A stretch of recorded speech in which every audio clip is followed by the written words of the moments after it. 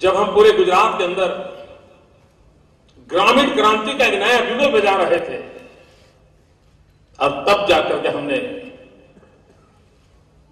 हरिपुरा कांग्रेस की याद में 2009 में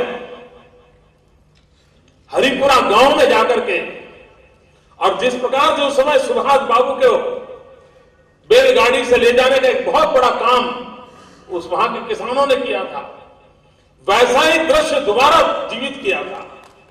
और उस दिन हमने बैलगाड़ी से लेकर के सैटेलाइट तक की यात्रा को जोड़ा था और गुजरात के 18,000 गांवों को ब्रॉडबैंड कनेक्टिविटी देने का शुभारंभ किया था।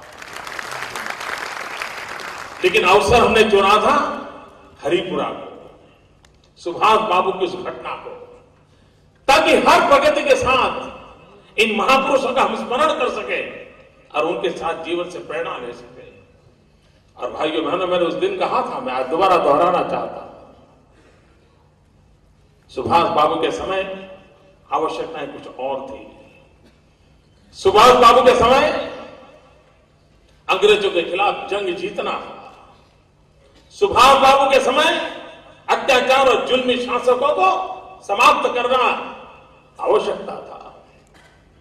और उस समय सुभाष बाबू ने जो रास्ता चुना था, उस रास्ते के तहत उन्होंने देश के नौजवानों को कहा था, तुम मुझे खून दो, मैं तुम्हें आजादी दूंगा। यह नारा दिया था।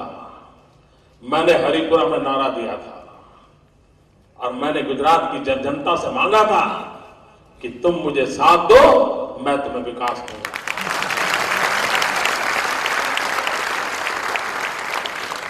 आजादी के समय लोग देश के लिए मरते थे।